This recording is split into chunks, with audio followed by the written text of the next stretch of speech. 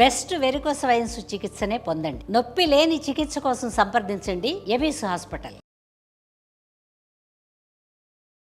నమస్తే రమగారు. నమస్తే జయ. రమగారు, మీరు అడపా చిరంజీవి గారిది కపాలదుర్గంలో నుంచి కొన్ని స్టోరీలు చెప్పుకుంటూ ఉన్నాం కదా, ఇవాళ ఏమన్నా చెప్పుకుందామండి. దయ్యాల దిబ్బ వజ్రాల హారం. అబ్బో, ఎంత బాగుందో రమగారు. దయ్యాల దిబ్బ వజ్రాల హారమా? అడపా చిరంజీవి గారు రాసిన చాలా కథల్లోంచి ఇదొక కథ. అయితే క్లాసిక్ బుక్స్ వాళ్ళు ఈ పుస్తకాలని ప్రింట్ చేశారు. ఓకే. క్లాసిక్ బుక్స్ మీరు ఆన్లైన్ సంపాదించవచ్చు ఈ పుస్తకాలని, లేకపోతే ఫ్లిప్కార్ట్లో దొరుకుతాయి. నేను బ్రీఫ్గా చెప్తాను, మీరు ఎలాబరేట్ కథ చదవాలి అని అనుకుంటే కనుక అడపా చిరంజీవి గారు ఈ కపాలదుర్గం పుస్తకాన్ని బుక్ చేసుకుంటే అందులో 5 ఉన్నాయి. మనం ఇంకో కథ చెప్తున్నాం అనమాట. కపాలదుర్గం ఇంతకుముందు చెప్పాం కదా. అవునండి. సో ఈ దయ్యాల దిబ్బ వజ్రాల హారం ఒక చిత్రమైన కథ, బాగుంది, ఇంట్రెస్టింగ్గా. శృంగ పర్వతాలని ఆనుకుని ఉన్న దేవళం అనే రాజ్యంలో ప్రజలంతా ఒకటే మాట చెప్పుకుంటున్నారట. ఏంటంటే మహారాణి స్వయంప్రభాదేవికి ఒక బ్రహ్మాండమైన వజ్రాల హారం ఉంది, అది మిస్ అయింది. ఓహో. ఆవిడ స్నానం చేయడానికి కొలంలోకి దిగుతూ కొలను గట్టున అది పెట్టారు. ఆ హారం కనపడలేదు. ఇక వెతుకుతున్నారు. అదేమిటి, ఆవిడ పూర్వోత్తరపు నగ, ఆవిడకి వాళ్ళ వంశపారంపర్యంగా వస్తున్నది, ఈవిడ దగ్గరికి వచ్చింది, స్వయంప్రభాదేవి దగ్గరికి వచ్చింది. రాజుగారు చంద్రవర్మ గారు చాలా సీరియస్గా ఉన్నారు దాని మీద. ఇక ముందు ఏంటి, ఏదైనా ఒక వస్తువు పోయిందంటే అంతఃపుర దాసదాసీ గణాలని వెతుకుతారు మొదట. అలాగేగా జరుగుతుంది. దాసీలు దాసులు అందరి పని అయింది. వీళ్ళ ఇళ్ళు వెతకడానికి మొదలుపెట్టారు. ఈ ఇళ్ళు వెతకడానికి వెళ్ళినప్పుడు ఒక చోట ఏమైంది, ఒక పథకం దొరికింది. ఆ పథకం ఎవరింట్లో దొరికిందో ఆ కుర్రాన్ని వాళ్ళ అమ్మని తీసుకొచ్చేసారు. అది ఎట్లా దొరికింది, వీళ్ళు ఒక్కొక్క ఇల్లు వెతుకుతుంటే మధ్యలో ఒక ఇంట్లో ఒక పూరి పాక, ఆ పాకలోకి వెళ్తే చిన్న పూరి పాక అంటే తెలుసు కదా మనకి, తాటాకుల పాక. తాటాకుల పాక పై భాగం కొప్పు కూడా పగిలిపోయి ఉంది. అయ్యో. పైనుంచి వాన ఏదైనా పడితే పడిపోతుంది కిందకి. అక్కడ ఉట్టి మీద ఒక పెరుగు గిన్నె ఉంది, ఇళ్ళల్లా పెరుగు చల్లేసి ఉంది. ఆ చిన్న ప్రాంతంలోనే పెరుగు చల్లబడి ఉంది, అంతే కింద పడిపోయింది. అదంతా కచాడుగా ఉండేసరికల్లా ఇక్కడ ఏదో జరిగిందని ఏం చేశారు, ఆ పెరుగున్న ఉట్టి మీద పెరుగు కుండ ఏది ఉందో దాన్ని దించారు. ఆ కుండలో అంత పెరుగుంది. దాని ఊరికే ఇట్లా కదిపేసరికి లోపల మిలమిలలాడుతూ కనపడింది. ఏమిటి అని చూస్తే అందులో ఒక బంగారు పతకం కనపడింది. ఆ బంగారు పతకాన్ని అందులోంచి తీసి శుభ్రంగా కడిగి చూస్తే దాని మీద శంఖముద్ర వేసింది ఒక పతకం. అది పెండెంట్, మనకు తెలిసిందే కదా, లాకెట్ అంటాం, పెద్దది. బహుశా ఇట్లా ఉండి హారం, ఇక్కడ పతకం ఉంటుంది. ఈ పతకం కొక్కి ఊడి ఉంది. పతకం దొరికింది, హారం ఎక్కడ? ఆ ఇల్లు ఎవరిది, శశికాంతుడు అని ఒక కుర్రాడు, వాళ్ళమ్మ అనసూయ. వాళ్ళు ఇంకా ఇంట్లో లేరు, తల్లి కొడుకు ఇంట్లో లేరు. వాళ్ళు కూడా అప్పుడే బయట నుంచి చూస్తున్నారు. అప్పుడే సైనికులు ఆ ఇంట్లోకి వెళ్ళారు. అందరిళ్ళు పరిశీలిస్తున్నారు కాబట్టి వీళ్ళు బయట ఉంచున్నారు. ఈ పథకం పట్టుకొచ్చాడు లోపలికి వెళ్ళిన సైన్యాధ్యక్షుడు. ఇదిగో పథకం కనపడింది, ఎవరిచ్చారు నీకు చెప్పంటే నాకు తెలియదు, నేను ఇప్పుడే వస్తున్నాను అన్నాడు కుర్రాడు. పథకంతో సహా కుర్రాన్ని వాళ్ళ అమ్మని మోసుకొచ్చేసారు సభకి. సభ అంతా తీర్చారు. రాజుగారు మంచి ఆగ్రహోదగ్రుడుగా ఉన్నాడు. నానా తిట్లు తిట్టి కేకలేశారు. అబ్బాయిని చెప్పమన్నారు. చెప్పంటే అబ్బాయి అన్నాడు, నేను ఆ పని చేయలేదు, నాకు అసలు తెలీదు. ఈ లోపల ఏమైంది, ఒక 5-6 వార్తలు వచ్చినాయి. ఏమిటి, ఒక గండభేరుండ పక్షి ఈ హారాన్ని ముక్కును తగిలించుకుని కాలిగోళ్ళకి తగిలించుకుని పరిగెడుతున్నట్టుగా ఎగిరిపోతున్నట్టుగా చాలామంది చూశారు అని. మంత్రి గారు ఏమన్నారు, ఒక పక్షిరాజు ఇట్లా దీని గొలుసును తీసుకుపోతున్నాడు వజ్రాల హారాన్ని. ఈ తీసుకెళ్తున్న క్రమంలో ఆ హుక్కు ఊడి ఆ పథకం వీళ్ళింట్లో పడి ఉండొచ్చు, ఆ గుడిసె పైనుంచి. అది పెరుగు కుండలో పడ్డం వల్ల పెరిగిట పడిపోయింది. అంతేగా ఎత్తు నుంచి ఒక వస్తువు పడింది, నిండుగా ఉన్నది చిందింది. అలా జరిగి ఉండొచ్చు, అంటే ఇప్పుడు జరిగి ఉంటుంది. మరి పక్షిరాజు ఏడి? నమ్మకంగా ఉండద్దు. ఓ పక్షి ఎత్తుకుపోయింది అన్న మాట ఊళ్ళో ఎలా చెప్పుకుంటారో, కాకెత్తుపోయింది అనము. అలాంటిదే తప్పిస్తే అది నిజమవడానికి అవకాశం ఉందా? పక్షి మాంసఖండాలు తీసుకెళ్తుంది, వజ్రాల హారం ఎందుకు పక్షికి అన్నారు రాజు. ఈ లోపల ఏమైంది, కుర్రాడు ఏం చెప్పాడు, నేను కూటికి పేదను కానీ కులాన్ని పేదవాడిని కానండి. మా నాన్న కొలువులో పనిచేసిన వీరమల్లుడు, ఇది వరకు భూశిస్తులు వసూలు చేసే ఉద్యోగంలో ఉండేవాడు. బందిపోటు దొంగలు వెంటపడితే ప్రాణాలకి తెగించి వాళ్ళతో పోరాడి శిస్తులు తీసుకొచ్చి ఇచ్చినవాడు. మా నాన్న గతించిన తర్వాత అలవాటుగా దాసీగణాల ఇళ్ల మధ్యలో ఉండటం అలవాటై సైనికుల ఇళ్లలో నేను అక్కడే ఉన్నా. నాకేం కొలువులో ఉద్యోగం లేదు, నాకేం ఇవ్వలా మీరు. నేను అలవాటుగా ఉంటున్నాం కాబట్టి మేము అక్కడ ఉన్నాము అంతే తప్పిస్తే వాళ్ళలో ఎవరితోటి నాకు స్నేహము సౌభ్రాతృత్వము ఏమీ లేదు. నేనేదో పొట్టకుట్టికి పని చేసుకునేవాడిని, చిన్నగా యుద్ధ విద్యలు నేర్చుకున్నాను అంతే. నేను మా అమ్మ నేనే ఉన్నాం, మా దగ్గర ఏం లేదు, నాకు అవసరం కూడా లేదు అని ఇక కాస్త గట్టిగా అబ్బాయి తిరగబడ్డాడు. తిరగబడుతుంటే వీళ్ళకి అమ్మో వీరమల్లు కొడుక, వీరమల్లు చాలా గ్రేట్ అన్నారు ప్రజలంతా. మంత్రికి కూడా తెలుసు, రాజుగారు కూడా వీరమల్లు గుర్తొచ్చాడు. అతను ప్రాణాలకు తెగించి బందిపోటు దొంగలతో యుద్ధం చేసి డొక్కలో దిగిన కత్తితోటి వచ్చి డబ్బా అప్పచెప్పినవాడు. అతని కొడుకుని ఇంత పని చేస్తాడని మనం అనలేం, కానీ సాక్ష్యాలు లేవు. వాళ్ళ ఇంట్లో పథకం దొరికింది అంటే హారం వాడికి తెలుసు. రాజుగారు ముందు వెనక ఆడారు, ఏమీ ఇది కాలం.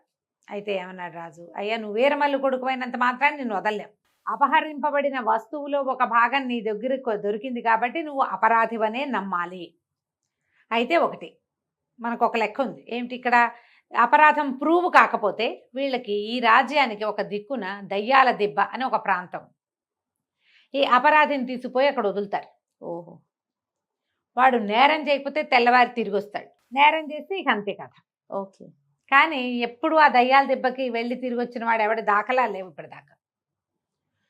ప్రజలంతా ఆశ్చర్యపోయారు, అయ్యో నవనవలాడుతున్నాడు కుర్రాడు, ఎంత చక్కగా ఉన్నాడు, చెయ్యెత్తు కుర్రాడు, వీడిని క్షమించి రాజ్యంలో యుద్ధంలో చేర్చుకుంటే సైన్యంలో చేర్చుకుంటే ఏ సర్వసైన్యాధ్యక్షుడు అవడానికి సరిపడా ఉన్నాడు, కండలు తిరిగి కుర్రాడు, వీడిని దయ్యాల దెబ్బ కప్పచెప్తున్నారే, వీళ్ళ నాన్న వీళ్ళ కోసం చచ్చిపోయాడు రాజుగారి కోసం. ఇలాగ అలా ఒక ముఖ మాట్లాడుకున్నారు. మంత్రి గారికి కష్టంగానేది, తల్లి నిర్ఘాంతపోయి కళ్ళు తిరిగి పడిపోయింది. దయ్యాల దిబ్బకి వెళ్తే కొడుకు తిరిగి రాడని, దయ్యాలు దిబ్బ అనగానే భయం వేస్తోంది కదా. ఇక ఏం చేస్తాడు, ఈ అబ్బాయిని లాక్కుపోయారు సైనికులు, తీసుకెళ్ళి చీకటి పడే లోపల దయ్యా దెబ్బ ఎక్కిచ్చేసేయాలి. ఆ దెబ్బ పైకి ఎక్కిచ్చారు, ఒక మూట ఇది ఇచ్చారు ఆహారం, అబ్బాయి ఇదిగో ఆహారం, రాత్రికి తిను, బతికుంటే రేపొద్దున దిగిరా, నువ్వు మధ్యలో దిగడానికి వీల్లేదు, మేము ఇక్కడ కాపలా ఉంటాం, కొండ మీద ఉండవలసిందే దెబ్బ మీద నువ్వు అని దెబ్బ మీద వదిలిపెట్టారు శశికాంతుడిని. ఇక ఈ అబ్బాయి కొంత పట్టుకు వాళ్ళు వచ్చి వదిలేసి వెళ్ళిపోయారు చీకటి పడుతుంటే. వీడు మళ్ళీ మెల్లిగా పైకి ఎక్కడం మొదలుపెట్టాడు. ఎక్కితే ఆ దెబ్బ పూర్తిగా పైకి ఎక్కాక ఒక రాతి గట్లు అవి ఇవి కనపడుతున్నాయి, ఏవో చెట్లు, కీకారణ్యంలాగా ఉంది పైన. సరే ఒక రాతి దాని మీద శుభ్రం దులిపి ఈ ఆహారపు మూటను పెట్టాడు. అవతల పక్కన ఒక నీటి గుంట ఉంది, చెట్లు గుబురుగా బోల్డని చెట్లు ఉన్నాయి. అటు ఇటు తిరుగుతున్నాడు.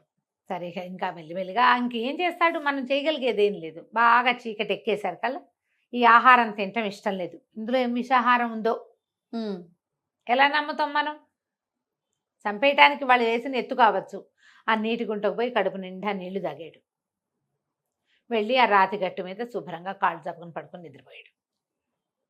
గాఢమైన నిద్రలో ఉండగా ఒక 6 దయ్యాలు వచ్చినాయి అక్కడికి, పిశాచాలు 6 వచ్చినాయి. వచ్చి అరుచుకుంటూ వచ్చి విడుదుంపదేగా మానవుడు ఎవడో భలే పడుకున్నాడు, ఎవరైనా మనం చూసి భయపడి చావాలి, కానీ వీడు శుభ్రంగా నిద్రపోతున్నాడు. ఇంత గాఢపు నిద్ర ఎట్లా పడుతుంది, మనం ఎక్కింది దయ్యాల దిబ్బని వాడికి తెలుసు కదా, ఇది దయ్యాల దిబ్బని ఇక్కడ దయ్యాలు ఉంటాయని తెలిసిన వాడు వణుక్కుంటూ కూర్చోవాలి. వీడు పడుకున్నాడేంటి తన్ని పెట్టి శుభ్రంగా. అక్కడి నుంచి ఫెడేల్మని జరిచినాయి వీపు మీద, లేచి కూర్చున్నాడు, అదిరిపడ్డాడు. దయ్యాలను చూసేసరికి ఇది ఈ ప్రాంతం ఇదని తెలుసు కదా, బెగరిసిపోయి కూర్చున్నాడు భయం లేనట్టు. ఏరా అబ్బాయి ఎందుకు భయపడలేదంటే, భయానికి ఏముంది, నాకేం భయం, నీకు ఎన్ని గుండెలు అన్నాయి. ఎన్ని గుండెలో నేను ఎప్పుడూ లెక్క పెట్టుకోలేదన్నాడు.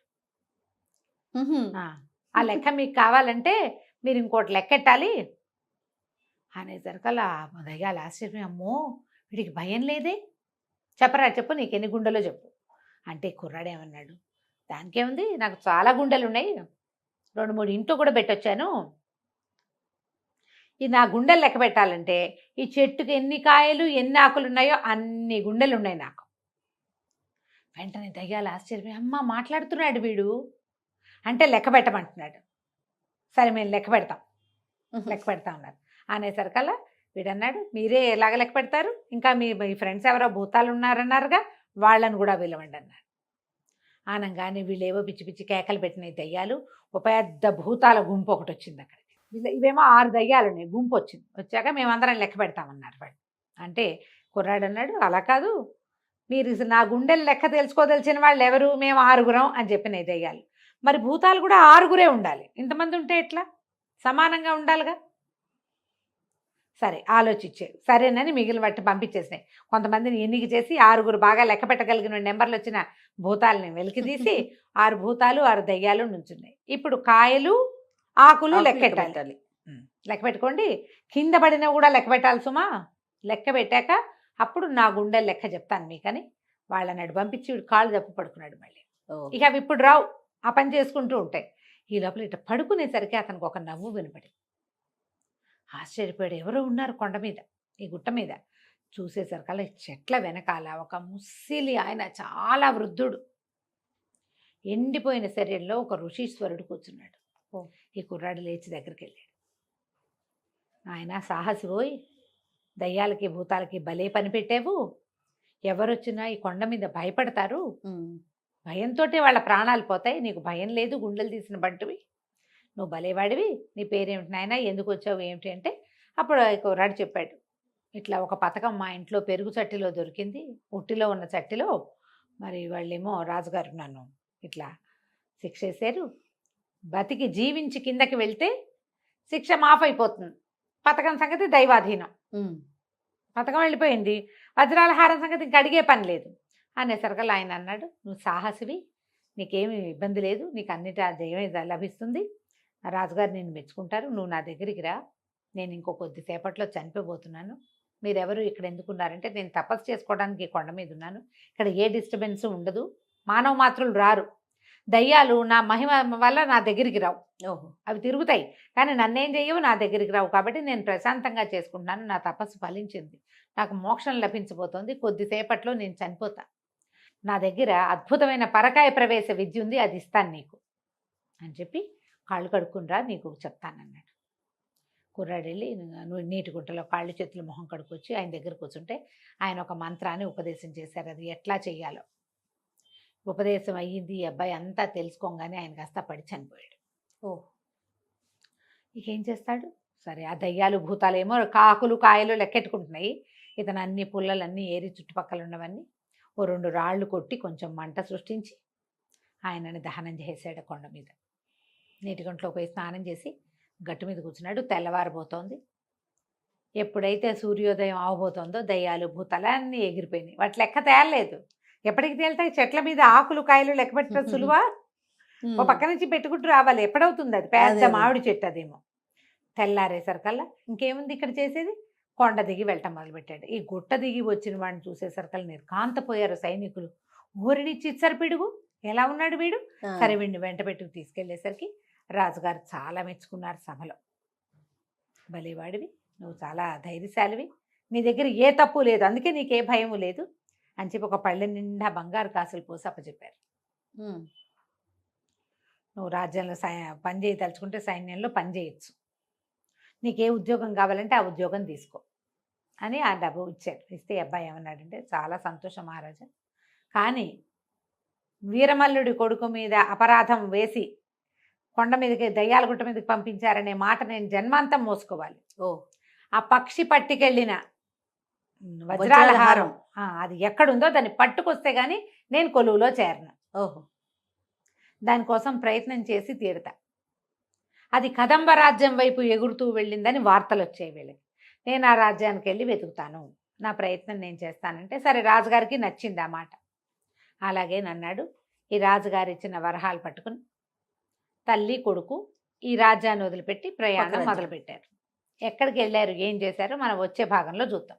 బాగుంది రమ్మగారు. నమస్తే అండి. నమస్తే. దయ్యాల దిబ్బ వజ్రాల హారం చెప్తున్నాం కదా. రెండో భాగంలోకి వచ్చాం. అమ్మ కొడుకు బయలుదేరి వెళ్ళారు. వీళ్ళు ఏం చేశారంటే రాజుగారు ఇచ్చిన వరహాలన్నింటినీ పాత బట్టల సంచిలో పెట్టుకుని వెళ్ళిపోయారు. వెళ్తే వెళ్ళగా నడిచి ఆ కాలంలో నడకలే కదా, ఏదైనా వాహనం దొరికితే దొరికినట్టు. సరే ఏదో బండి దొరికింది, ఒక ఊరు చేరారు. మొత్తానికి చేరితే ఒక పేదరాశి పెద్దమ్మ ఇంట్లో ఆగారు. నాయన ఇంకా నడవలేనురా అయ్యా, ఇంకేదైనా మార్గం చూద్దామంటే ఆ పేదరాశి పెద్దమ్మ చూస్తుంది అనమాట. పిల్లడు కాళ్ళు పిసికి వాళ్ళ అమ్మకి కాస్త దగ్గర కూర్చుని కుశలంగా అనుకుంటుంటే ఆవిడంది, చాలా మంచివాడమ్మా నీ పిల్లాడు, మీరు ఒక పని చేయండి, మీరు కదంబ రాజ్యానికి వెళ్ళాలి కదా, కొంతమంది వ్యాపారస్తులు వచ్చారు, వాళ్ళు వెళ్ళిపోతున్నారు, వాళ్ళు ఆ వైపుకి వెళ్తారు, వాళ్ళతో పాటు వెళ్దురు కానీ మీరని చెప్పి ఆ బండి వాళ్ళతో వ్యాపారస్తులతో ఏర్పాటు చేస్తుంది. వాళ్ళు ఏమన్నారు, మేము మహేంద్ర రాజ్యం వెళ్ళిపోతున్నాం, మహేంద్ర నగరానికి వెళ్తాం, దారిలో కదంబ రాజ్యానికి వెళ్ళొచ్చు, ఒక చోట దింపుతాం, మీరు కొద్దిగా చిన్న దారి పడితే వెళ్ళిపోతారు. సరే తల్లిని బండెక్కించి ఆ బండి వాళ్ళతో పాటు వెళ్ళిపోయాడు శశికాంతుడు. తల్లి తీసుకుపోయాడు. తీసుకెళ్ళి మెల్లిగా కదంబ రాజ్యంలోకి ఎంటర్ అయ్యారు. అక్కడ ఒక సత్రంలో దిగారు. దిగి లోపల గదుల్లో ఉండొచ్చు, వాళ్ళు భోజనము పెడతారు, ఏదో వీళ్ళైనా వండుకోవచ్చు. సరే తల్లిని కొంచెం కంఫర్టబుల్గా ఉంచి, అమ్మ ఊళ్ళోకి వెళ్ళి చూసొస్తాను, ఏదైనా ఇల్లు దొరుకుతుందేమో చూస్తా, అసలు ఇక్కడ ఆనుపాను కనుక్కుందామని. ఈ కదంబ రాజ్యం ఏంటంటే వజ్రాల వ్యాపారులకి పెట్టింది పేరు. ఈ నగ ఏ నగనైతే ఈ పక్షి పట్టుకొచ్చిందో అది ఎవరికైనా దొరికితే దాన్ని అమ్మాలంటే కదంబ రాజ్యంలో అమ్మాలి. అక్కడ రత్నాల వ్యాపారం పెట్టింది పేరు. సరే ఏం చేశాడు, ఇతను రోడ్ల మీదకి తిరుగుతున్నాడు. వెళ్తూ ఉంటే ఒక చోట ఒక తనయుడు వాడే ఒక కుర్రాడు, చెయ్యెత్తు ఉన్నవాడు, ఏమిటో కూర్చుని కళ్ళు తుడుచుకుంటున్నాడు ఒక చోట. వీడికి కాస్త అనిపిస్తుంది, నాయుడు వాడు అంత 25 ఏళ్ళవాడు, ఎవరైనా కళ్ళు తుడుచుకుంటారా, ఏడుస్తారా రోడ్డు మీద కూర్చుని, ఏదో కష్టం వచ్చింది వీడికని పోయి వాడి దగ్గర కూర్చున్నాడు. నీ పేరేమిటి మిత్రమా, ఎందుకు దుఃఖపడుతున్నావు, ఏదైనా బాధపడుతున్నావా, ఏదైనా అయ్యిందా, ఏదైనా ప్రమాదం జరిగిందా, ఏదైనా పోగొట్టుకున్నావా అని ప్రశ్నించాడు. ఆ కుర్రాడి పేరు దేవముఖుడు. ఆడేం చెప్పాడంటే, మా అమ్మ నేనునే మాకెవరు లేరు, మా అమ్మ చిన్న పన్న పనిచేసి డబ్బు సంపాదిస్తుంది, నాకు కూడా క్షత్ర విద్యలు వచ్చు కానీ ఉద్యోగం సద్యోగం ఏం దొరకలేదు, ఏదో తేలిగ్గా చేసుకునే వాళ్ళం చిన్న పనులు, మా అమ్మ దగ్గర కొంచెం డబ్బులు కూడినాయి, ఒక మంచి గేదెను కొనుక్కురమ్మని డబ్బులు ఇచ్చింది, డబ్బులు పుచ్చుకొచ్చాను నేను. పుచ్చుకొస్తే ఒక వ్యాపారస్తుడు ఒక జబ్బు గేదె అనేది ఇంత దాని పొట్ట ఇంత లావుగా అంటే అది ఈనమవుతోందని నాకు నమ్మించి, మామూలుగా ఏం చేస్తారంటే ఈతకి సిద్ధంగా ఉన్న గేదెను కానీ ఆవును కానీ కొనుక్కుంటారు పాల కోసం. వెంటనే ఇంటికి తీసుకెళ్ళి 3-4 రోజుల్లో ఈంతే వెంటనే పాలు వ్యాపారంలోకి దిగిపోవచ్చు. నేనేమో అట్లా నమ్మాను. వాడు కాస్త దానికి చాలా రేటు తీసుకుని మా అమ్మ ఇచ్చిన డబ్బులన్నీ లాగేశాడు.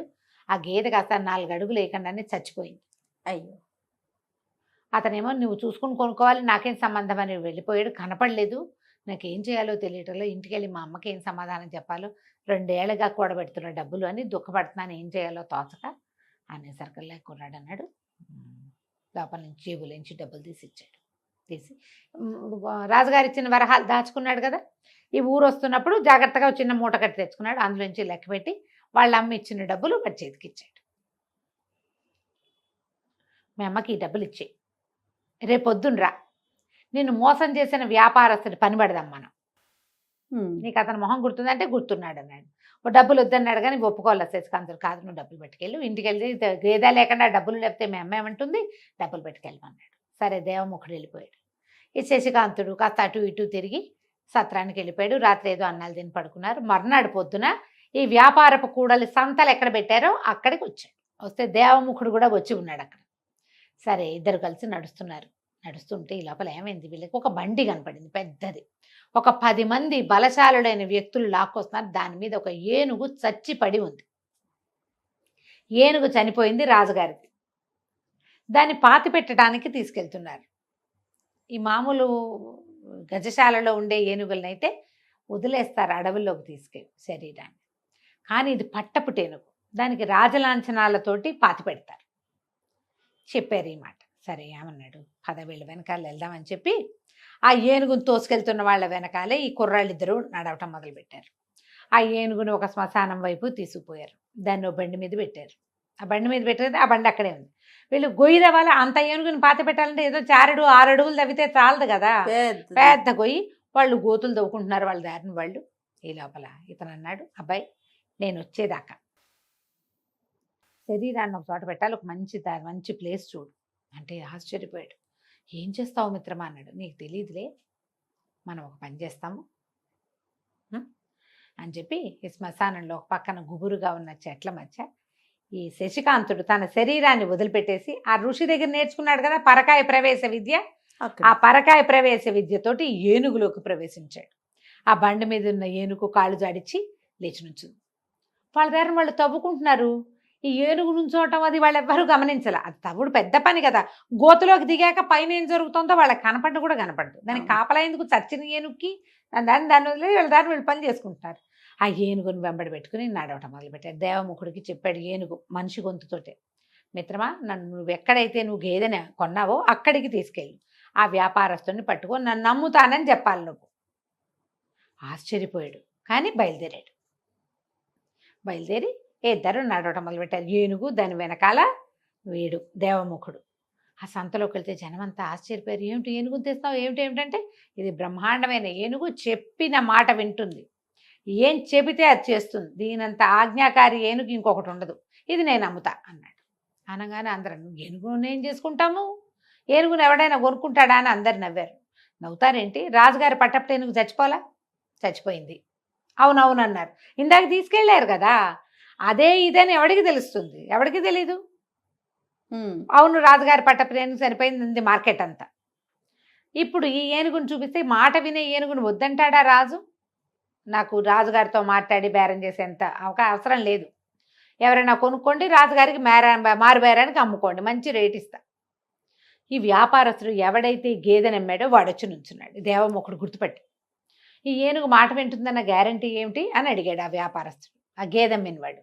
దేవముఖుడు అన్నట్టు పరీక్ష చేసుకో కావాలంటే అనేసరికల్లా ఆ ఏనుగుని అడిగాడు, నీ దొర కదా అయినా, మీ రాజు, నీ ప్రభు, ఇతనికి ఎట్లా దండం పెడతావు చెప్పు ఏనుగు అంటే అది తొండమెత్తి ఘీంకరించింది, ఇట్లా దండం పెడతాను. ఎవరైనా మీ రాజుని ఏదైనా చేయడానికి వస్తే ఏం చేస్తా అంటే పక్కన ఉన్న గుమ్మడికాయను ఒక తొక్కు తొక్కిద్దాన్ని అట్లా చిత కొడతానని. అందరూ చప్పట్లు కొట్టారు, ఆశ్చర్యపోయారు. మాకంటే మాకన్నారు. అంటే ఇతను ఏమన్నాడు, నేను అందరికీ ఇవ్వనండి, ఏనుగుని పరీక్షించిన వాడెవడు? ఈయన పెద్ద మనిషి, ఇలా ఉండాలి పెద్ద మనిషి అంటే, ఈయనకైతే అమ్ముతాను అని చెప్పి గేదెని ఏ రేటుకి తను కొన్నాడో ఆ రేటుకి అమ్మేశాడు ఏనుగుని. ఆయన డబ్బులు చేతిలో పెట్టి నడిచి వచ్చేసాడు. చేతిలో పెట్టగానే నడిచేసాడు దేవముఖుడు. 4 అడుగులు వేయగానే ఏనుగు బొక్క బొరల పడింది, అంతేగా వెళ్ళిపోయింది బాడీలోకి. ఇతను నడిచి వెళ్తుంటే శశికాంతుడు లేచి వచ్చాడు. ఈ లోపల ఏమైంది, ఆ భటులు చూసుకున్నారు, ఏనుగేది వెతుకుంటున్నారు వాళ్ళు. అక్కడ చచ్చిపడి ఉండవలసిన ఏనుగు ఇప్పుడు మార్కెట్లో చచ్చిపడి కనపడింది. అందరూ అరిచి కేకలు పెట్టారు. ఈ వ్యాపారస్తుడు ఎవడో తెచ్చి దీన్ని అమ్మాడంటే ఎట్లా తెచ్చారు, ఎట్లా అమ్మారు, అది ఎట్లా వచ్చింది? ఆ వ్యాపారస్తుడిని పట్టుకున్నారు. ఇక వాళ్ళని ఏం చేశారో వీళ్ళకి తెలిసి వచ్చేసారు ఇద్దరు. అప్పుడు ఇద్దరు మాట్లాడుకుంటూ, నువ్వు ఎంత సహాయం చేసావు, ఎక్కువ డబ్బులు తీసుకోపోయావంటే, ఎందుకు వాడి సొమ్ము నాకు అంటే, వీడు మంచి నిజాయితీపరుడు దేవముఖుడు. సరే ఇతను అన్నాడు శశికాంతుడు, మా అమ్మ సత్రంలో ఉంది, ఏదైనా ఇల్లు కావాలి, ఇల్లు చూసి పెట్టు మిత్రమా నాకు అన్నాడు. నీకు ఇల్లు ఎందుకు, మా ఇల్లు ఉంది, పెద్ద ఇల్లే, మా అమ్మ పేరు శాంభవి, తండ్రి లేడు, మీ అమ్మ మా అమ్మ కలిసి ఉంటారు, మన ఇద్దరం కలిసి పని చేసుకుందాం, సరదాగా కలిసి ఉందాం, ఫ్రెండ్స్ కదా మనం అని చెప్పి మా ఇంటికి రాని ఒప్పించాడు. సరే ఇతను వెళ్ళి మూటాముల్లే తీసుకొచ్చి వీళ్ళ ఇంట్లో ప్రవేశించారు. దేవముఖుడి ఇంట్లోనే వీళ్ళు కూడా ఉండటం మొదలుపెట్టారు. ఇక రోజు ఏదైనా పని చేయడానికి ఈ అబ్బాయి మార్కెట్ అంతా తిరుగుతున్నాడు. ఇతనికి ఏమిటి, వజ్రాలు వాటి మెలకువలు తెలుసుకోవాలని ఉంది. ఓకే, ఈ వజ్రాల వ్యాపారస్తుల షాపులు, అన్ని షాపులకు వెళ్ళాడు, ఎవరు తీసుకోవాలి, కొత్త మనిషికి పని ఇవ్వరు. సరే వాళ్ళ అన్ని షాపులు చూశాక సందు మొదట్లో ఇతను నుంచుని ఆలోచిస్తున్నాడు. దేవముఖుడు ఎటో ఉన్నాడు, వస్తాడని చూస్తున్నాడు. ఈ లోపల ఏమైంది, ఆ హోటల్ పక్క నుంచి లోపల వైపు నుంచి సందులో నుంచి కేకలు వినపడ్డాయి, పట్టుకోండి దొంగ దొంగ అని. ఒక దృఢకాయుడు ఒక అతను చిన్న ఇట్లా గుడ్డ మూటను ఒక దాన్ని పట్టుకుని పరిగెడుతున్నాడు. వెనకాల నుంచి అతన్ని దొంగ అని సంబోధిస్తూ కేకలు వినపడతాయి. కానీ ఓహో ఎవరిదో మూట వీడు కొట్టేశాడు, అదే కాబోలని ఇతను ఏం చేశాడు, అడ్డం పడ్డాడు వెళ్ళి శశికాంతుడు. పడేసి కొట్టేశాడు గట్టిగా, కొట్టి పెడరెక్కలు విరిచి పట్టుకున్నాడు. పట్టుకోగానే ఆ కొట్ల వాళ్ళంతా పరిగెత్తుకొచ్చారు. ఏ షాపు వాడైతే ఇతని దగ్గర నుంచి ఇతను పట్టుకొచ్చేసాడో అతను పరిగెత్తుకొచ్చి, దుర్మార్గుడు వీడు వజ్రాలు చూపించమంటే చూపించాను, చటుక్కున అవి సంచిలో పోసరికలు సంచి లాక్కొని పరిగెత్తాడు. ఈ కుర్రాడు వచ్చాడు కాబట్టి సరిపోయింది, లేకపోతే ₹1,00,000 వస్తువు ఇది అని వాడి చేతిలో ఉన్న మూట తీసి చూస్తే ఇట్లా ఇన్ని వజ్రాలు పడ్డాయి చేతులు. అన్నీ లెక్క పెట్టుకున్నాడు, అన్నీ ఉన్నాయని. అతన్నేమో సైనికులకు అప్పచెప్పారు, రాజస్థానానికి అప్పచెప్పేసి ఈ శశికాంతుని రాబాబు కాస్త మంచినీళ్ళు తాగిల్దుగానే వెంబడి పెట్టు తీసుకుపోయాడు కోర్టులోకి. ఎవరో నువ్వు, ఏమిటి, ఏ ఊరు అంటే, నేను వజ్రాల వ్యవహారంలో మెలకువలు తెలుసుకోవాలనుకున్నానంటే, ఏదైనా పని కోసం వెతుకుతున్నా, దొరకలేదు, మీ దగ్గర మీ ముందు కొట్లు ముందు ఫ్రంట్ ఆఫీస్లో అడిగాను, ఎవరు ఏం పని లేదంటే నేను వెళ్ళిపోతాను. నీలాంటి వాడికి పని లేకపోవటం ఏంటి నాయన, సమయస్ఫూర్తితో వాడిని పట్టుకున్నావు, చాలామంది దొంగ అంటే తెల్లమొహాలు వేసుకొని చూస్తారు, ఇంత చురుకైన వాడివి నువ్వు నా దగ్గర ఉండు, నేను పొరుగుళ్ళకి తిరుగుతాను బాగా, నాకు సహాయం కావాలి అని చెప్పి ఈ శశికాంతుడిని కొంచెం మంచి జీతం ఇచ్చి తన దగ్గర పనిలో పెట్టినాడు. వీళ్ళ దగ్గర డబ్బులు ఉన్నాయి ఓకే. కానీ అవి ప్రదర్శన లేదు, వాళ్ళు చూపించట్ల, సాధారణ జీవితమే గడుపుతున్నారు. ఇక్కడ పని చేయాలి, ముందు ఒక వజ్రాల హారం ఈ ఊళ్ళోకి వచ్చిందా అని కనుక్కోవాలి అంటే ఈ వజ్రాల వ్యవహారం మీద కొంత ఆకలింపు కావాలి, ఎంతో కొంత. సరే తను చేరి మేలుగా దేవముఖుడిని కూడా పనిలో పెట్టాడు. ఇద్దరు కలిసి పనిలోకి వెళ్ళొస్తుండేవాళ్ళు. అమ్మలు ఇద్దరు కబుర్లు చెప్పుకుంటూ పని చేసుకునేవాళ్ళు. రోజులు గడిచే కొందుకి ఇతను వజ్రాలు వాటిని గుర్తుపట్టడం ఎట్లా ఇట్లా అన్నీ తెలుసుకున్నాడు. రోజులు బాగా గడిచినాయి. అయితే ఒకసారి పారాయి ఊరు ఎక్కడికో వెళ్ళారు. వేరే ఊరు వస్తుంటే ఊరెళ్ళి వస్తూ ఉంటే కొంతమంది దొంగలు పడ్డారు. ఈ దారి దోపిడీ వాళ్ళు, తర్వాత ఏమో బందిపోట్లు, ఇలాంటి ప్రమాదాలు ఉండేవి ఆ రోజుల్లో. ఊరికి మధ్యలో చిట్టడవులు అవి ఉండేవి. పడేసరికల్లా ఈ శశికాంతుడు చాలా సమయస్ఫూర్తితోటి ఆయన్ని రక్షించి ఆయన దగ్గర ఉన్న నకిలీ వజ్రాలు ఇప్పించి అసలు వజ్రాలు దాపెట్టించి ఇంటికి చేర్చాడు. దాంతో ఆయన బాగా నమ్మకం వచ్చింది. ఆయన నమ్మాక ఇతను ఏం చేశాడు, వచ్చేటప్పుడు రాజుగారి దగ్గర నుంచి ధవళ రాజు నుంచి వచ్చేటప్పుడు ఆ వజ్రాల హారం తాలూకు నకలు గీయించుకొచ్చాడు, ఫోటో సేమ్ బొమ్మ. అదే మామూలుగా హారాలు అవి భద్రపరిచేటప్పుడు ఖజానాలో ఏం చేస్తారంటే దానికి ఒక బొమ్మ గీసి పెడతారు. ఓహో, అది మిస్ అయితే దాని ఇది ఉండటం కోసం మనం ఫోటోలు తీసుకుంటున్నాం కదా ఇప్పుడు, అదేలేండి. అట్లా ఈ పథకం లేకుండా ఉన్న హారం ఫోటో ఇతని దగ్గర ఉంది.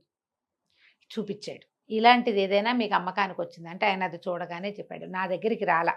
కీర్తిముఖుడని మన స్నేహితుడు ఒకడు, అతను ఇది చాలా ఖరీదైపోయి అయిన వజ్రాల హారం, ఇది నేను కొనలేను, అతను కొంటాడు, అతని దగ్గరికి వెళ్ళి కనుక్కుందాం. ఇతను మెల్లిగా జరిగిన సంగతి చెప్పాడు. దాన్ని ఆనుపాను కనుక్కోవాలి నేనంటే కీర్తిముఖుడి దగ్గరికి తీసుకుపోయాడు. ఆయన అన్నాడు, నేను కొనలేదు, నేను కూడా కొనలా, నాకు చూపించాడు, నేను అంత ధర పెట్టలేను అనుకున్నాను. అయితే అదే సమయానికి ఇంకా కొంతమంది వ్యాపారులు వచ్చారు, ఈ హారాన్ని ఒక బాటసారి తీసుకొచ్చాడు, అతను అమ్మకానికి పెట్టాడు, మేమెవరం కొనలేమన్నాం. అయితే ఈ వచ్చిన వ్యాపారస్తుల ద్వారా నాకు తెలిసింది, ఈ పక్కన హిరణ్యపురం అనే ఒక రాజ్యం, దానికి మణిభూషణ్ అని రాజుగారు, ఆయన కూతురు కాంచనమాలకి వజ్రాల హారాలంటే చాలా ఇష్టం, ఎంత ఖరీదైనా అమ్మాయికి ఉంటుంది, ఆమె కొనగలదని నేను అక్కడికి పంపించాను.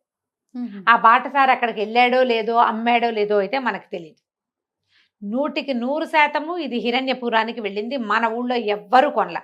ఎవరు కొన్నా వ్యాపారస్తుల సర్కిల్లో నా దగ్గర ఒక అద్భుతమైన హారం వచ్చింది అని వాళ్ళలో వాళ్ళు చెప్పుకుంటారు.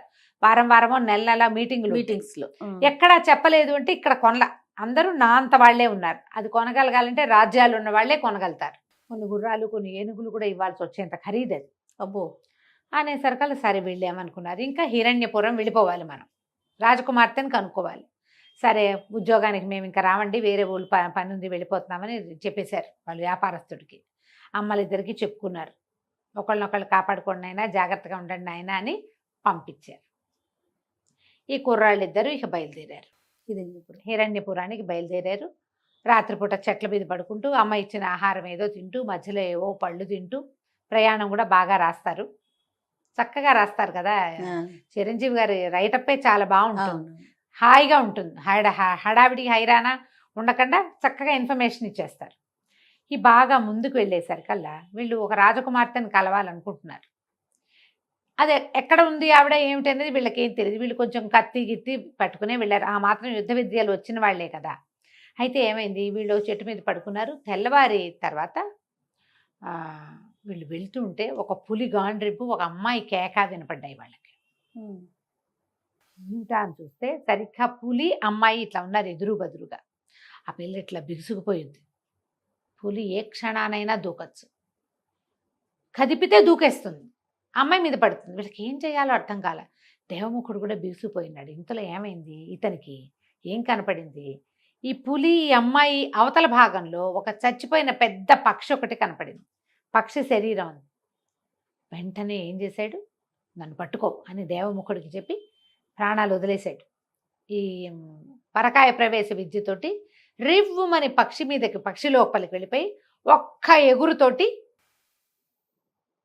పక్షి లేచింది. అదేమిటి, చిన్నది కాదు, పెద్ద గండభేరుండల్ లాంటిది.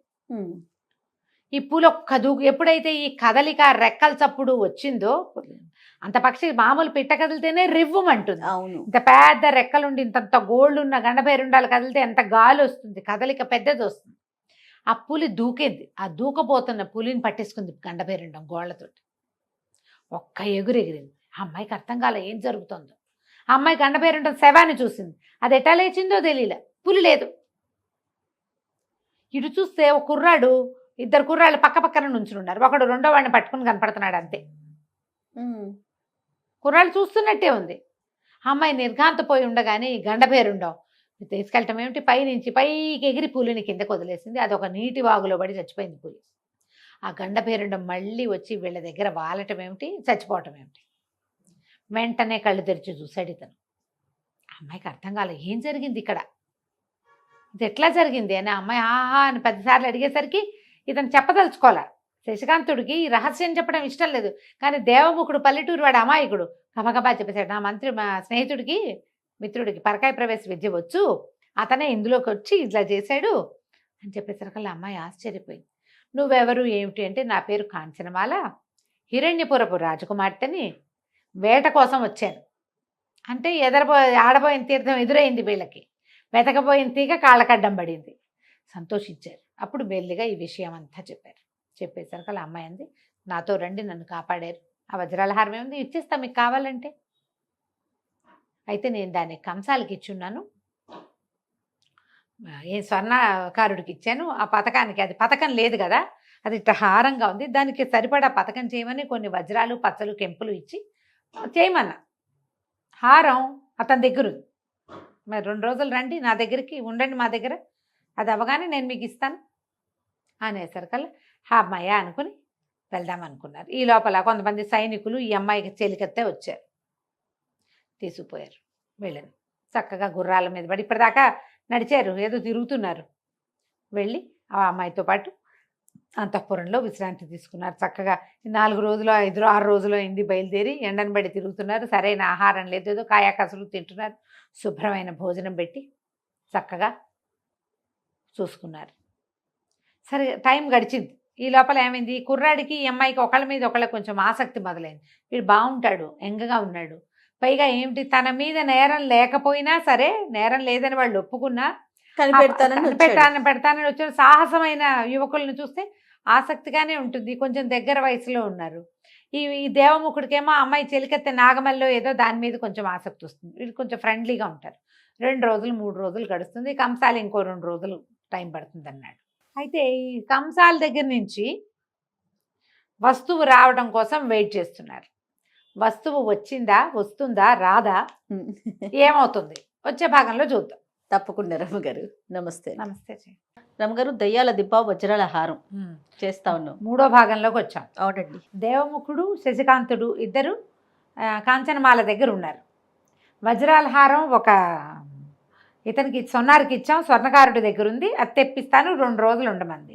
ఈ 2 రోజుల్లో వీళ్ళు చూపులు అటు ఇటు మార్చుకుని ఒకళ్ళ మీద ఒకళ్ళు ప్రేమ పెంచేసుకున్నారు. సంతోషంగా ఉత్సాహంగా ఉన్నారు. ఈ దేవముఖుడికేమో ఆవిడ చిలకత్త, కాంచనమాల చిలకత్తైన నాగమల్లి మీద దృష్టి. వీళ్ళు 4 కబుర్లు చెప్పుకుంటూ బాగా చక్కగా భోజనాలు చేస్తూ కలిసి ఫ్రెండ్షిప్ చేశారు. 2 డేస్ తర్వాత ఈ పూట వస్తుంది వజ్రాల హారం అని వీళ్ళు వెయిట్ చేస్తుంటే ఈ కాంచనమాల మొహం వెళ్ళాడేసుకుని వచ్చింది. నన్ను క్షమించండి అనుకుంటూ. ఏం జరిగింది అంటే, నేను మీకు ఇచ్చిన మాట నిలబెట్టుకోలేకపోతున్నాను, చాలా ఇబ్బంది వచ్చేసింది, ఇప్పుడు ఏం చేయాలో తెలియట్లేదు, నాకు చాలా బాధగా ఉందంటే, ఏం జరిగింది అంటే, నేను సైనికులను పంపించాను. ఇప్పుడు వజ్రాల హారం చాలా పెద్ద వస్తువు కాబట్టి స్వర్ణకారుడి ఇంటికి పంపించినా సైనికులు వెళ్తారు. 100 మంది సుశిక్షితులైన సైనికులను పంపించాను. వాడు వజ్రాల హారం పెట్టులో పెట్టి ఇచ్చాడు అతను కంసాలి. నేను వాళ్ళు మోసుకొస్తుండగా, అది తీసుకొస్తుండగా ఒక గజ దొంగల జట్టు వీళ్ళ మీద పడి, బందిపోటు దొంగల మీద పడి లాగేసుకున్నారు. వజ్రాల హారం పోయింది అని ఆవిడ బలబల దుఃఖపడింది. వీళ్ళు ఏం చేస్తారు, పోయిన దానికి ఏం చేయగలుగుతారు? కానీ శశికాంత్ అన్నాడు, అది ఎక్కడున్నా సరే, ఎవడు పట్టుకెళ్ళినా సరే, నేను అది తేవాల్సిందే, అది తీసుకెళ్ళి మా రాజుగారి చేతిలో పెట్టాల్సిందే, నా నిర్దోషిత్వం నిరూపించుకోవాల్సిందే. ఎవరు ఎక్కడ ఏమిటి ఏ పక్కకి వెళ్ళారో వివరాలు కనుక్కోండి, నేను దాని సంగతి చూస్తానన్నాడు.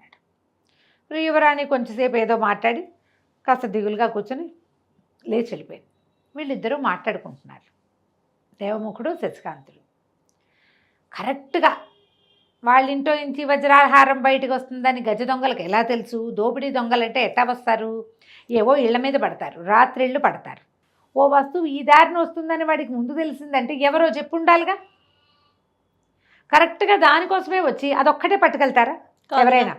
ఒకడైతే పోని అలాగే చేయొచ్చు, చేతికి అందింది లాక్కుపోతాడు.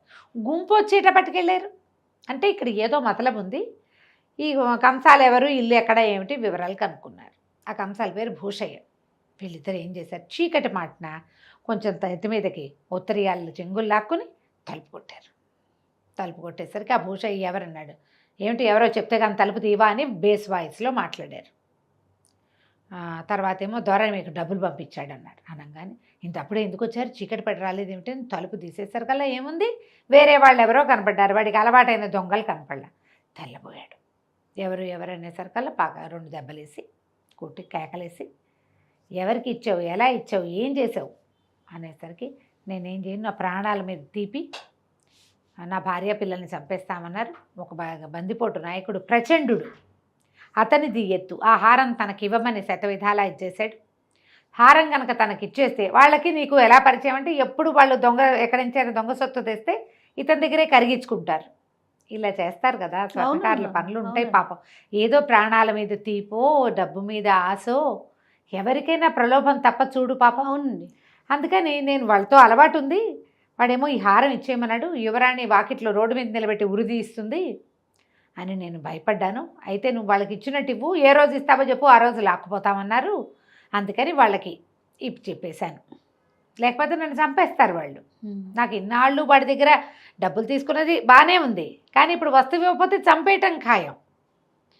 ఇంతమందికు వ్యాపారం చేశాడు వాళ్ళతోటి, కానీ ప్రమాదకరమైన వ్యక్తులతోటి వ్యాపారం ఎన్నాళ్ళు ముద్దుగా సాగుతుంది? అంతే కదా. దారేపోయేవాడితో వ్యాపారం అయితే సజావుగా అవుతుంది. వాడు ప్రచండు అని తెలిసినప్పుడు వాడితో పెట్టుకోకూడదు. పులి మీద స్వారీ, వాటి మీద ఎక్కకూడదు, పనికిరాదు అసలు, పనికిరాదు. నువ్వు చూడు, స్మగ్లర్లు, డాన్లు, వాళ్ళందరితోటి పరిచయాలు ఉన్నవాళ్ళు ఎప్పుడైనా ప్రమాదంలో పడతారు. వాళ్ళ వల్ల వచ్చే వెసులుబాటు ఎంత బాగుంటుందో ప్రాణాపాయం అంత సింపుల్గా వచ్చేస్తుంది. ఎప్పుడు అంతే, ప్రమాదకర వ్యక్తులతో ఎప్పుడు పెట్టుకోకూడదు. సరే ఏం చేశారు వీళ్ళిద్దరు, వాటి బెదిరించారు బాగా. భూషణ్, నీ ప్రాణాలకు మా ప్రాణాలు అడ్డేస్తాం, యువరాణికి అప్పచెప్తాం. ఆవిడ కూడా నేనేమందు, నేను చెప్తాను, వాళ్ళు ఎక్కడుంటారో చెప్పు అని దారి పటం అంతా గీయించుకుని యువరాణి దగ్గరికి వెళ్ళి జరిగిందంతా చెప్పి ఈ భూషయ్యని వీడు పెళ్ళాం పిల్లల్ని ఎప్పుడో ఊరు దాటిచ్చేసాడు. రాజకుమారితో ప్రమాదం వస్తుందో చెండ ప్రచండుడితో ప్రమాదం వస్తుందోనని ఇప్పుడు ఒక్కడే ఉన్నాడు. తీసుకుపోయి ఆ భూషయ్యని యువరాణికి అప్పచెప్పారు. వీడిని జాగ్రత్తగా చూసుకో, వీడి ప్రాణాలు ప్రమాదం రాకుండా చూడండి. నేను వెళ్ళి వజ్రాలహారం ప్రచండుడు ఎక్కడుంటాడో దారి చెప్పాడు, మేము అక్కడికి వెళ్తామన్నారు. వీళ్ళు ఇద్దరు వెళ్ళారు. సరే ఆ దారి చూసుకుని ఓ చోట ఎక్కడో పడుకున్నారు రాత్రి. ఇంకా కొంచెం ముందుకెళ్ళేసరికల్లా బోల్డంతమంది ఆటవికులు పట్టేశారు వీళ్ళని. ఆటవికులు పట్టారు. విపరీతంగా దుమ్మిలాగా జరిగింది. దుమ్మిలా జరిగితే వీడు గట్టిగట్టిగా అరిచాడు శశికాంతుడు, ఇంతమంది పడతారేంటి, ఎవడొస్తాడో రండి అనేసరికల్లా వాళ్ళు కూడా పద్ధతిగా నుంచున్నారు. గుంపంతా ఓ పక్క నుంచుని ఒక మంచి బలశాలిగా ఉన్న వాడిని పంపించారు. ఒరి వీళ్ళకి ధర్మం ఉంది చాలా, ఆటవికలకి దొమ్మిగా ఉంటుంది. వాళ్ళకి ఒకళ్ళతో ఒకళ్ళు 1 to 1 అనేది ఉండదు వాళ్ళ దాంట్లో. కానీ వాళ్ళు ఒప్పుకొని యుద్ధం చేస్తే వాడు ఓడిపోయాడు. అందరూ చప్పట్లు తెరిస్తే శశికాంతుడు అన్నాడు, మీ వాడు ఓడిపోయాడు, నేను గెలిచాను కదా, మా దారిని మమ్మల్ని పోనీయండి, మాకు వేరే పని ఉందంటే. కాదు దొరా, అట్లా కాదు, మమ్మల్ని గెలిచిన వాడిని మా దేవతకి బలిస్తాం మేము అని దేవముఖుడు కూడా 2 ముగ్గురిని కొట్టేశాడు. అందుకని ఇప్పుడు దేవముఖుడిని బలి ఇవ్వాలి, శశికాంతుడిని బలి ఇవ్వాలి. మమ్మల్ని ఎవరు గెలుస్తారో వాళ్ళని పట్టుకుంటాం మేము. వాళ్ళని బలిస్తే మాకు చాలా ప్రయోజనం లభిస్తుంది. మా నాయకుడు చచ్చిపోవడానికి సిద్ధంగా ఉన్నాడు, అద్భుతమైన బలిస్తే నాయకుడు బతుకుతాడు. మా ఊళ్ళో ఉన్న మంత్రగాడు చెప్పాడు, పదండి అని వీళ్ళిద్దరిని ఈడ్చుకుపోయారు. తాళ్ళేసి కట్టేశారు, పైనుంచి వలేసేసారు. ఇంకా గింజుకున్నా లేదు. యుద్ధం అంటే చేస్తారు కానీ వల్లేసి కట్టేసాక జంతువులాగా ఇక అప్పుడేం చేస్తారు, ఏమీ చేయలేకపోయారు. వాళ్ళ వెనకాల పడి వెళ్ళారు. తీరా అక్కడికి వెళ్ళేసరికల్లా అప్పటికి 3 రోజులు అయింది వాళ్ళు బయలుదేరి.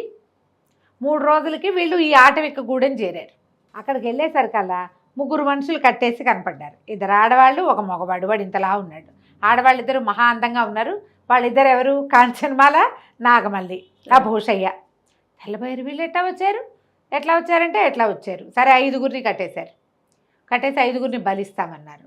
శశికాంతుడు ఆశ్చర్యపడి, మీరెందుకు వచ్చారు రాకుమారి ఇక్కడికంటే, మీరు వెళ్ళిపోయాక భూషయ్య తోటి చాలా మాట్లాడిచ్చాక వాడు పొరపాటు ఏం చెప్పాడు, మిమ్మల్ని వేరే దారిలో పంపించాడు. దగ్గర దారి ఒకటి ఉంది ప్రచండుణ్ణి చేరటానికి, ఆ వేరే దారిలో వాళ్ళు కాపు కాస్తారు, వాళ్ళకి మీరు దొరికేలాగా వీడు ఏర్పాటు చేశాడు. మీకు ఏదైనా ప్రమాదం వాటిల్తుందని అక్కడ ఇంట్లో ఉండలేకపోయాము నగర్లో, అందుకని భూషయ్యని తీసుకుని చిన్నదారి గుండా మేము వచ్చాము, వీళ్ళు మమ్మల్ని పట్టేశారు. అక్కడేమో ఆడాళ్లతో ఆడాళ్ల యుద్ధం అని 2-3 అమ్మాయిలు పంపించారు. యువరాణి బ్రహ్మాండంగా తిప్పుతుంది కత్తి, నాగమల్లి కూడా ఏం తక్కువదేం కాదు. ఈవిడ ఓడిచ్చేసింది వాళ్ళని, ఓడిచ్చేస్తే ఎవరు గెలిస్తే వాళ్ళని బందీలు, అందుకని 3 కట్టేశారు. మాకు అందరినీ బలిస్తామన్నారంటే లబో దిబోమని ఆ భూషయ్యము ఏడుస్తున్నాడు, నన్ను వదిలిచ్చేసండి, నా ప్రాణానికి నీ ప్రాణం అడ్డేస్తానన్నావు, ఏం అడ్డేసావు చూడు ఇక్కడ కట్టేశారు. యువరాణి వద్దన్నా కూడా నన్ను లాక్కొచ్చింది, ఇప్పుడు నా పిల్లలకి ఎవరి గతి అని వాళ్ళు ఎవలేబా అని ఏడుపు. సరే చూద్దామనుకున్నారు. ఇంతలోపల ఏమైంది, వీళ్ళు జనాలు కట్టేసి వీళ్ళని ఒక పల్లకి లాంటిది మోసుకొచ్చారు. ఆ పల్లకి మీద ఒక ముసీలిగా ఉన్న ఒక ఆయన ఆటవికుడు కూర్చుని ఉన్నాడు. ఏ క్షణానో చచ్చిపోయేలాగున్నాడు. అయితే ఆయన నాయకుడు చేతికిట చేయి కదిలినప్పుడు కనపడేది ఒక వజ్రాల హారం కనిపిస్తుంది. ధగమంటోంది. ఈ శశికాంత్ ఆశ్చర్యపోయాడు, యువరాణి చూపించాడు. అదేనంటే అదే మంది. ఎందుకంటే ఈ హారాన్ని నకలు బొమ్మ చూశాడు కానీ ఒరిజినల్ హారం వీళ్ళు చూడలేదు. ఆ ఒరిజినల్ హారం ఎవరికి తెలుసు, ఒకటి భూషయ్యకి తెలుసు, కాంచనమాలకి నాగమల్లికి తెలుసు, ఈ అబ్బాయిలు ఇద్దరికీ తెలియదు. ఇంతలో వాళ్ళు గట్టిగా కేకలు పెట్టాడు మంత్రగాడు వచ్చి, ఈ అద్భుతమైన వీరుల్ని, ఈ వీరశిఖామణిని వీరవనితల్ని గనక బలిస్తే మన దొర బతుకుతాడు, మనకేదో మంచి జరుగుతుంది, దొర బతకాలంటే ఏదో చేయాలి. ఈ మాట్లాడుతూ ఉండగానే ఆ దొరగా అసలు చచ్చిపోయాడు. అసలు చచ్చేందుకు సిద్ధంగా ఉన్నాడు. గొట్టకాళ్ళు తలకాయ వేళ్లాడేసేసాడు. వేళ్లాడంగానే అందరూ అరిచి కేకలు పెట్టారు, ఏడుపులు మొత్తుకోళ్ళు మొదలు పెట్టారు. ఇతను గట్టిగా అరిచాడు శశికాంతుడు, ఆగండి, మీ దొర బతికాడా? బతకలేదు. ఎప్పుడైనా ఇంతకుముందు చచ్చిపోయి బతికాడంటే ఇంతకుముందు కాదు, ఇప్పుడే అలా అనుకుంటున్నాం. బలి కంటే ముందే చచ్చిపోయాడు అతను. నాకు తెలుసు మీ అమ్మవారు మిమ్మల్ని బలి ఇవ్వద్దంటోంది, నాకు చెప్పింది అన్నాడు. అనేసరికల్లా మంత్రగాడు ఆశ్చర్యపడి, మా అమ్మవారు మాకేనాడు చెప్పలేదు, పెద్ద శాంభవ విగ్రహం ఉంది అక్కడ, మీరందరూ చూస్తూ ఉండగానే ఇట్లా వంగి నా చెవిలో ఒక మాట చెప్పింది, బలి ఇవ్వద్దంటోంది అంటే మేము ఒప్పుకోమన్నారు. వాళ్ళు ఒప్పుకోమంటే మీ నాయకుడితోటి చెప్పిస్తాను చూడండి అన్నాడు. చూడండి అని తాళ్లతో కట్టేసి ఉంచారు కదా, ఒక్క నిమిషంలో శశికాంతుడు తల వేళ్ళడేసాడు, నాయకుడు లేచి మాట్లాడటం మొదలుపెట్టాడు. ఇతనికి పరకాయ ప్రవేశ విద్య వచ్చు కదా, ఆ చనిపోయిన నాయకుడు శరీరం లోపలికి వెళ్ళిపోయాడు. వెళ్ళటం ఏమిటి, వెంటనే ఘోషణగా వద్దు వీళ్ళని వదిలేయండి, ఈ నాగరికుల్ని, అమ్మవారు చెప్పింది వీడి చెవిలో చెప్పడం నేను చూశాను, ఆ క్షణాన్ని నా ప్రాణం పోయింది, ఆ మాట చెప్పడానికే నన్ను మళ్ళీ బతికించింది, ఈ వజ్రాల హారాన్ని వాళ్ళకి అప్పచెప్పి వాళ్ళని పంపించేయండి అని చెప్పేసి నాయకుడు పడిపోయాడు. వెంటనే శశికాంతుడు తలెత్తేసాడు. తర్వాత ఏం జరిగిందో మనం వచ్చే భాగంలో తెలుసుకుందాం. ఓకే రమ్మగారు, నమస్తే చేయ. దయ్యాల దిబ్బ వజ్రాల హారం లాస్టే చివరి భాగంలోకి వచ్చాం. యాక్చువల్గా ఇది చిన్న భాగమే జయ. మన ఈ పుస్తకాల గురించి చెప్పుకోవాల్సిన విషయాలు చాలా ఉన్నాయి. అడపా చిరంజీవి గారు, ఆయన చాలా మెచ్చుకోవాలి. పాపం ఒక్క కథ కోసం అడిగితే ఆయన 10 కథలు చెప్పండి అమ్మా అన్నారు ధారాళంగా. చాలా బాగున్నాయి కూడా. బాగున్నాయి. క్లాసిక్ బుక్స్ వాళ్ళు ప్రింట్ చేశారు జయ. ఇవి 2 పుస్తకాలుగా చేశారు, మొత్తం 10 కథలు. 10 కథల్ని 2 పుస్తకాలు చేశారు. మనం ఆన్లైన్లో దొరుకుతాయి, ఫ్లిప్కార్ట్లో బుక్ చేసుకోవచ్చు.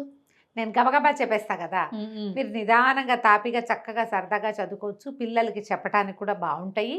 అంటే మరి 3-4 ఏళ్ల పిల్లలకి చెప్పద్దు. ఈ మన జానపద కథలు వినడానికి ఇష్టపడే పిల్లలు ఉంటారు, సోషియో ఫ్యాంటసీస్ కొంతమందికి నచ్చుతాయి కదా, వాళ్ళకి చెప్పడానికి బాగుంటుంది. భైరవద్వీపం లాంటి సినిమాలని ఇష్టపడే పిల్లలకి ఈ కథలు చాలా బాగుంటాయి. మీకు కూడా ఒకవేళ జానపద కథలు ఇష్టమైతే చాలా బాగుంటాయి. చక్కగా ఇంట్లో ఉంచుకోవాల్సినవి ఈ 2 పుస్తకాలు. అంటే ఇంకా ఎవరైనా రైటర్లు కనుక ముందుకొచ్చి అమ్మ మా కథలు కూడా చెప్పండి అంటే వాళ్ళకు కూడా చెప్తాం. వాళ్ళ పేరు వాళ్ళ పుస్తకాలు ఎక్కడ దొరుకుతాయి అవి కూడా చెప్పచ్చు. అవకాశం దొరికితే చెప్తాను జయ. అట్లా అవును, మనకు పుస్తకాలు కావాలి, ఎలాగో కొంచెం కొత్త కథలు అందించాలి, కొత్త కథలు అందించాలి. కొంచెం ఈజీగా జనాలకి ఈ పుస్తకాలు ఉన్నాయి, ఇవి సరదాగా కొనుక్కొని చదువుకోవచ్చు.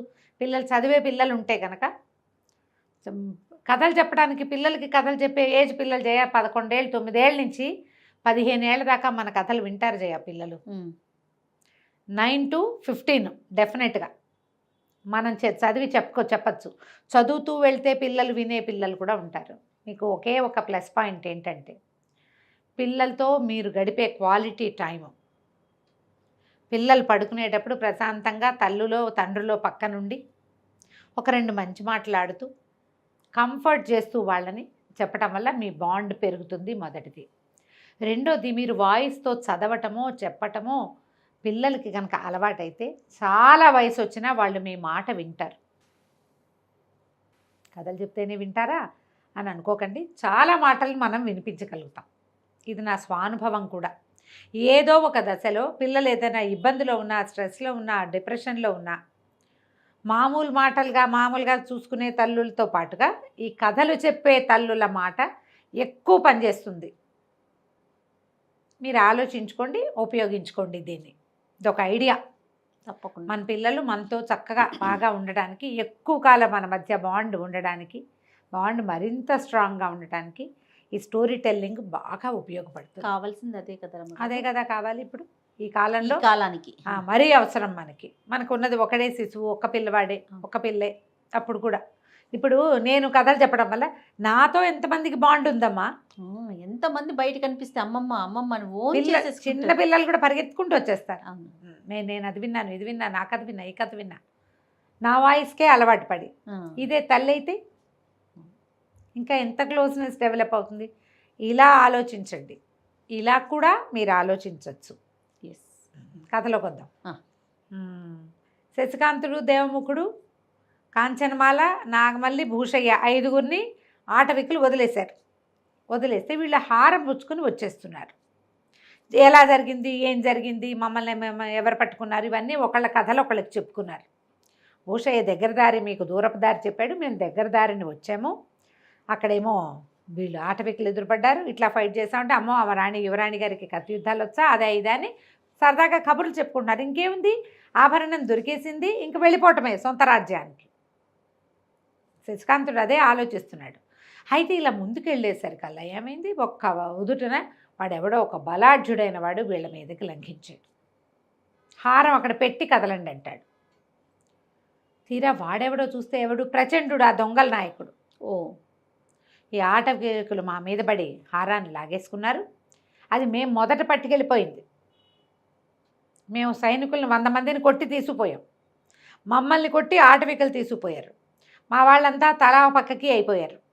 మీరు లోపలికి వెళ్ళటం చూసాం. ఒకవేళ మీరు సాధిస్తే మిమ్మల్ని సాధించి నేను హారాన్ని పట్టుకెళ్దామని ఇక్కడ ఆగాను.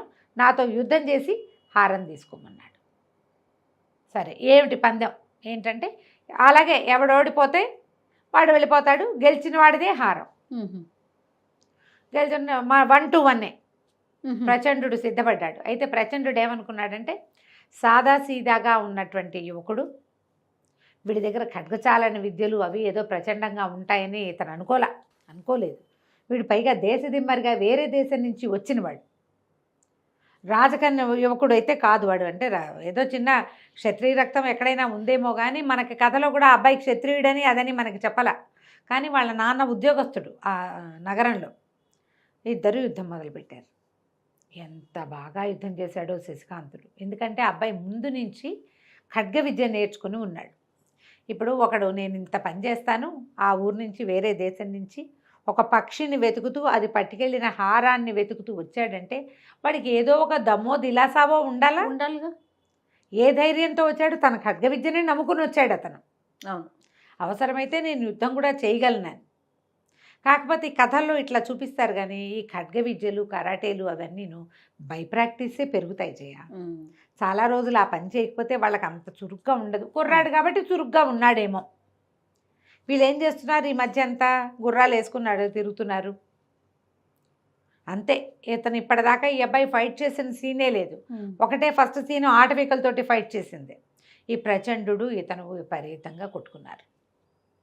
చివరికి శశికాంతుడి చేతిలో కత్తి ప్రచండు చేతిలో కత్తిని ఎగరగొట్టేసింది. కత్తి ఎగిరి ఎక్కడో పడిపోగానే ప్రచండు నోరు మూసుకొని నుంచున్నాడు. తీసుపో, నువ్వు గెలిచావు కాబట్టి. ధర్మం ఉంది, ఆటవికుల దగ్గర కూడా ధర్మాలు ఉన్నాయి. అదే సరే వదిలేశాడు. నేను ఎంతో ఆశ పెట్టుకున్నాను, ఈ గుంటనక్క భూషయ్యని మాత్రం నాకు ఇచ్చేసి, వీడు మమ్మల్ని మోసం చేశాడు, నేను తీసుకొచ్చేసాడు, నీకేమో దారి చెప్పాడు, యువరాణిని వెంట పెట్టుకొచ్చాడంటే ఇతను ఏమన్నాడంటే, నన్నేమైనా చేస్తేనే నువ్వు భూషయ్యని పట్టుకెళ్ళగలవు. భూషయ్యకి చెప్పాను నీ ప్రాణానికి నా ప్రాణం అడ్డని.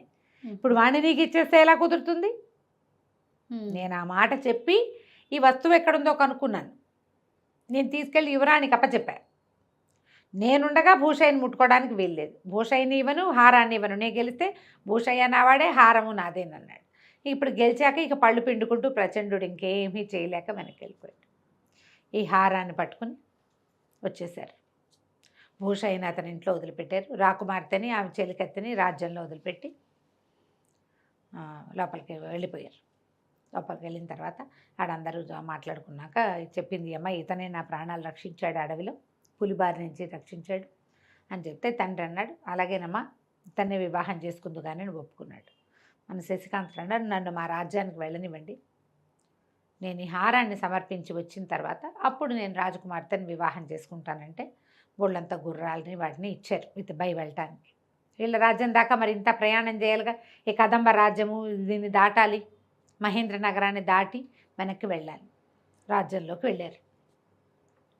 వెళ్ళి రాజుగారికి కలుసుకున్నారు. సభలో అందరూ ఉండగానే ఈ దేవముఖుడు తల్లి వాళ్ళు కూడా వచ్చారు. ఇతని తల్లి దేవముఖుడు తల్లిని కూడా తీసుకుని వెళ్ళిపోయారు. వెళ్ళిపోయి దట్టిలోంచి హారాన్ని తీసి చూపించారు. ఇదిగో మీ హారం అనేసరికల్లా రాణిగారు ఎంత సంతోషించింది. ప్రజలందరూ ఆశ్చర్యపోయారు. పక్షిరాజు తీసుకెళ్ళిన హారం ఇదే. పథకం పెట్టాడు కంసాలి, దీనికి ఒక పథకం చేయించింది కదా కాంచన్మాల, పథకం తీసేసుకున్నారు. తీయించి అమ్మాయి పెట్టుకుంది. ఒట్టి హారాన్నే పట్టుకొచ్చాడు. వీళ్ళ దగ్గర ఉంది కదా పథకం ఒకటి, దాని మీద శంఖముద్ర ఉందని చెప్పారు. పేసరికల్లా ఆశ్చర్యపోయారు రాజుగారు. మహత్తరమైన శక్తిని సాధించావు, దీన్ని ఎట్లా తీసుకొచ్చావు, ఎట్లా తీసుకురాగలిగావు, ఆ పక్షి నీకు ఎట్లా దొరికిందంటే పక్షితోటి సాక్ష్యం చెప్తాను మహారాజా, చెప్పిస్తానన్నాడు. అని చెప్పి ఏం చేశాడు, కళ్ళు మూసుకొని దేవముఖుడి మీద కొరిగిపోయాడు. ప్రజలంతా అటు ఇటు పైకి చూస్తున్నారు. ఇతను ఒరిగిపోయిన సంగతి ఎవరు గమనించలే. దేవముఖుడు ఇట్లా నడుం చుట్టూ చేసి శవాన్ని ఆపుకున్నాడు. డెడ్ బాడీ, ప్రాణం లేదు కదా. వీళ్ళు ముందుగానే ఒక చనిపోయిన పక్షిని తెచ్చి బయట ఏర్పాటు చేసుకుని వచ్చారు లోపలికి. ఓహో. ఈ వెంటనే ఈ బాడీ శశికాంతుడి ఆత్మ వెళ్ళి ఆ చనిపోయిన పక్షిలో దూరింది. పక్షి లోపలికి ఎగురుకుంటూ వచ్చింది. పెద్ద గద్ద, చాలా కొంచెం పెద్ద సైజుది. వచ్చి లోపలికి వచ్చి జయము మహారాజా అని చెప్పి, నేనే ఈ వస్తువుని రాణిగారు స్నానం చేసినప్పుడు చెరువు గట్టు మీద కొలను గట్టు మీద పెట్టిన దాన్ని నేను తీసుకెళ్ళాను. నా ముక్కును గరుచుకొని వెళ్తుంటే ఆ శశికాంతుడి ఇంట్లో ఆ పథకం పడిపోయింది, శశికాంతుడు నిర్దోషి అని చెప్పింది. చాలా అంతా ఆశ్చర్యపోయారు. పక్షి రివ్వుమని బయటికి వెళ్ళిపోయింది. అది బయటికి వెళ్ళిపోగానే శశికాంతుడు లేచేశాడు. ఎవ్వరికీ తెలియలే. ఇప్పుడు జనమంతా ఒక విషయం మీద నిమగ్నులై ఉన్నారనుకో, ఒక దాని మీద మిగిలిన దాన్ని చూడరు కదా, చూసుకోరు. ఈ చూసుకోని క్రమంలో పక్షి వచ్చింది, సాక్ష్యం చెప్పేసింది. రాజుగారు ఎంతో ఆనందించాడు. బోలెడన్ని బహుమతులు ఇచ్చాడు శశికాంతుడికి. ఇతనికి సహాయం చేసినందుకు దేవముఖుడికి కూడా బోళ్ళు బహుమతులు ఇచ్చి పంపించారు. సరే, ఇతను ఏం చేశాడంటే ఈ కదంబ రాజకుమార్తె కాంచన్మాలను వివాహం చేసుకోబోతున్నాను నేనని వీళ్ళకి ఇప్పుడు ఈయన ఉద్యోగం ఇస్తానన్నాడు. సర్వసైన్యాధ్యక్షుడికి అసిస్టెంట్గాను అట్లా ఉద్యోగం ఇస్తే మా ఉద్యోగం అక్కర్లేదని వెళ్ళిపోయాడు. కదంబ రాజ్యానికి రాజయ్యాడు. తర్వాత ఈ అమ్మాయి కాంచనమాల చెలికత్తెని నాగమల్లిని పెళ్లి చేసుకున్నాడు దేవముఖుడు. తల్లుడిద్దరూ సంతోషంగా రాజమహల్లోనే ఉండేవాళ్ళు. ఒకనాడు ఏమైందట, ఓ రోజు రాత్రి ఈయన వచ్చి ఒక పులి అక్కడ నిలబడి ఉంది. పులిని పలకరిస్తున్నాడు దేవముఖుడు, మిత్రమా ఏం చేస్తున్నావు అని. అంటే అతను ఏమనుకున్నాడు, ఆ పులి వేషంలో ఉన్నాడు అనుకున్నాడు. పులి శరీరం మార్చుకుంటాడు కదా. దూరం నుంచి మాటలు వినపడుతున్నాయి. శశికాంతుడు కాంచనమాల మాట్లాడుకుంటూ హడిలిపోయాడు. ఇది నిజం పులే. పరిగెత్తుకుంటూ వెళ్ళాడు. నువ్వు పుల్లాగా ఉన్నావేమో అనుకున్నాను అంటే, కాదు, అదేదో లేడిని ఆరగించి బద్ధకంగా కూర్చుంది, నువ్వు దాన్ని పలకరించావు అని అందరూ నవ్వుకున్నారు. సంతోషంగా జీవితాన్ని గడిపారు. కథ కంచికి మనం ఇంటికి అయిపోయింది సిరీస్. బాగుందండి, మంచి చాలా చాలా ఇంట్రెస్టింగ్గా ఉంది కదా. అవును. మలుపులు బాగున్నాయి, మంచి కథలు. ఇంకో కథలు చెప్పుకుందాం మళ్ళీ. ఎస్. థ్యాంక్ యూ రమ్మ గారు. నమస్తే. నమస్తే చే